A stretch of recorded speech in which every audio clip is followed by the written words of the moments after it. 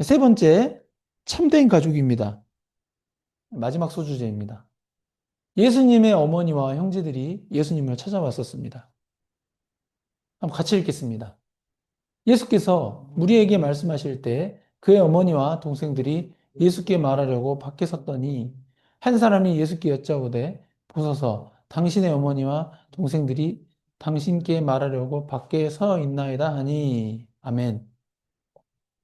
예수님께서 산상수훈을 하시고 나서 여러 이적을 베푸시고 이 무리들 앞에서 설교를 하시고 나서 이스라엘에서 유명한 사람이 되셨습니다. 굉장히 유명해졌어요. 이날도 여러 사람들에게 말씀하시던 중에 중이었는데 예수님의 어머니와 동생들이 예수님을 만나려고 밖에 서서 기다리는 상황이었습니다. 그런데 예수님께서 인간적으로 이해하기 힘든 뜻밖의 말씀을 하십니다. 같이 한번 읽어보겠습니다. 시작. 말하던 사람에게 대답하여 이르시되 누가 내 어머니이며 내 동생들이냐 하시고 손을 내밀어 제자들을 가리켜 이르시되 나의 어머니와 나의 동생들을 보라. 누구든지 하늘에 계신 내 아버지 뜻대로 하는 자가 내 형제여 자매여 어머니라 하시더라. 아멘. 이 이야기를 예수님의 어머니와 형제들 입장으로 한번 생각해 보세요. 예. 예수님의 어머니 형제들이 직접 귀로 들었다면 기분이 어땠을까요? 매우 섭섭했을 것입니다. 엄마 아빠를 못 알아, 그러잖아요. 형제 모른 척 하는 거잖아요. 그래도 이 공생애를 시작하시기 전에 약 30년간 먹여주고 재워주고 입혀주었을 것이고 형제들과도 우애를 나누며 일반적인 가정생활을 하셨을 것입니다. 이런 상황에서 갑자기 누가 내 어머니이며 내 동생들이냐라고 이렇게 얘기해 버리면은 듣는 가족 입장에서는 매우 섭섭하고 배신감마저 들 수 있는 말입니다. 그러나 이 구절들은 이 문자 그대로 해석해서는 안 되는 대표적인 예입니다. 문자 그대로 읽으면 마치 예수님께서 이 가족 제도를 부정하시는 것으로 오해할 소지도 있습니다. 그러나 이 남자와 여자가 한 몸을 이루어서 가정을 꾸리는 가족 제도는 하나님의 창조 질서입니다. 이 말씀은 가족 제도를 부정하려는 말씀이 아니고 하나님의 뜻을 따라 사는 성도들이 예수님의 참된 가족인 것을 이렇게 선언하는 말씀입니다. 구약 시대에는 할례 받은 이스라엘 백성만이 하나님의 언약 백성이었고 나머지 이방인들은 제외되었습니다. 이 할례는 요즘 말로 하면 포경수술이죠. 포경수술. 그죠? 예, 할례가 뭔지 몰라서 알려드리는 거예요. 예. 구약 시대에는 이 할례 받은 이스라엘 백성만 하나님의 언약 백성이었고 나머지 이방인들은 할례를 받지 않았기 때문에 제외되었죠. 물론 구약 시대의 소수 이방인들이 하나님의 언약 백성이 되기는 했지만 그것마저도 이스라엘 백성에 의해서 예외적으로 하나님의 언약 백성이 되었습니다. 예, 예외적으로 소수 이방인들이 된 거지 원래는 이방인들은 언약 백성이 아니었습니다. 하지만 신약에 와서는 이스라엘 백성뿐만 아니라 우리 같은 한국인들, 우리 같은 외국인들, 예, 이방인들까지도 모두 포함해서 믿음으로 말미암은 성도들이 영적 가족으로서 하나님의 나라를 이룹니다. 갈라디아서 3장 29절 한번 같이 읽겠습니다. 시작. 너희가 그리스도의 것이면 곧 아브라함의 자손이요 약속대로 유업을 이을 자니라. 아멘. 이 개념이 확장되면은 사도신경에서 언급된 공교회가 되는 것입니다.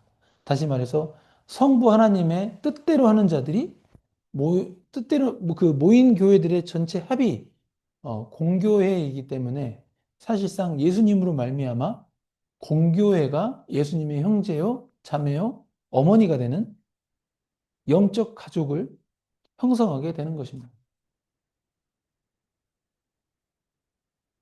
그러나 현실은 그렇지 않습니다. 현실 속에서는 공교회라기보다 개교회 중심이거나 교단이 다를 경우 공교회라는 생각은 더더욱 들지 않습니다. 그럼에도 불구하고 우리는 공교회라는 생각을 가지고 신앙생활을 하는 것이 마태복음 12장 50절에 따라 신앙생활을 하는 것입니다. 그러니까 용인 승리교회도 중요하고 용인 제일교회도 중요하고 무슨 기타 다른 교회들 교회라는 이름이 다 있으면은 다 같은 교회라는 거죠. 같은 한 가족이라는 것입니다. 예.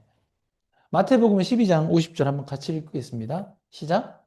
누구든지 하늘에 계신 내 아버지의 뜻대로 하는 자가 내 형제요, 자매요, 어머니이라 하시더라. 아멘. 이 구절에서 눈에 띄는 단어가 무엇입니까?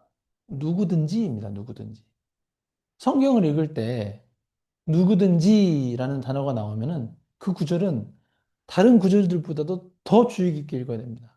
예, 결국 성별, 국적, 연령, 교단 등과 무관하게 예수 그리스도를 믿는 성도들 중에 하늘에 계신 성부 하나님 뜻대로 하는 자는 예수님의 가족으로 인정받는다는 것입니다.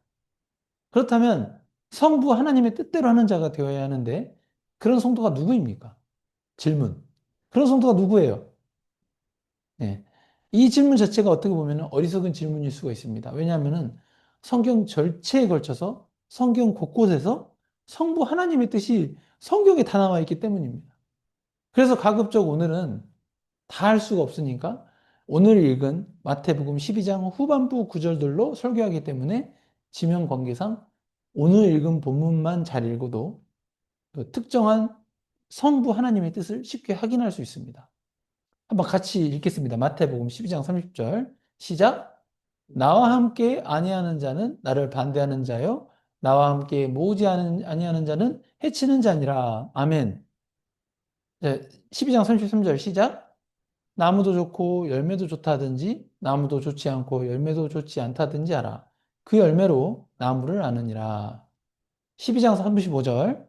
선한 사람은 그 쌓은 선에서 선한 것을 내고 악한 사람은 그 쌓은 악에서 악한 것을 내느니라. 아멘. 예.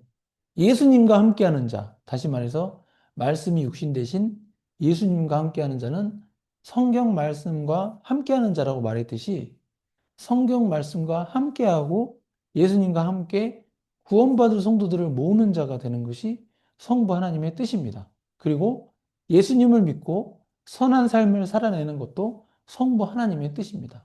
여기서 선한 사람이란 성경 말씀대로 살아감으로써 선한 열매를 맺는 성도들을 의미합니다. 교회는 단순한 종교 조직이 아니라 하나님을 아버지로 모시는 성도의 공동체입니다. 교회는 혈연으로 변질되지 않고 예수 그리스도의 복음으로 인하여 하나님의 영으로 묶인 가족이어야 합니다. 인간적으로 가까운 사람이 아니라 하나님의 뜻대로 행하는 자가 주님의 가족이라는 것을 깨닫고 우리 모두 하나님의 뜻을 행하는데 삶의 초점을 맞추는 거룩한 성도들 되시기를 예수님의 이름으로 축복합니다. 아멘. 맺은 말입니다. 오늘 본문은 세 가지를 우리에게 가르칩니다. 첫 번째는 복음을 거부하지 말라입니다. 그러니까 다시 말해서 성령 하나님의 사역을 조롱하거나 무시하는 완고한 불신을 경계하라는 것이죠. 두 번째로는 믿음은 삶의 선한 열매로 드러난다. 그래서 선한 나무는 선한 열매를 맺는다는 것을 꼭 기억하시기 바랍니다. 그래서 내 삶에 악한 열매들이 맺어진다. 그러면 내가 선한 나무가 아니라는 거예요. 그래서 하나님께 선한 나무가 되게 해달라고 간절히 기도해야죠. 예. 믿음으로 행해야죠. 세 번째로는 하나님의 뜻을 행하는 자가 주님의 가족입니다. 그러니까 혈연이 아니라 내가 낳아준 자녀가 내 자식이라는 게 아니라 예수 그리스도의 복음에 기반한 은혜로 맺어진 관계가 주님의 가족이라는 것입니다. 우리의 신앙이 단순한 종교 활동이 아니라 성경 말씀에 근거하여서 성령의 능력으로 변화된 삶의 열매로 드러나는 신앙이 되기를 소망합니다. 아멘.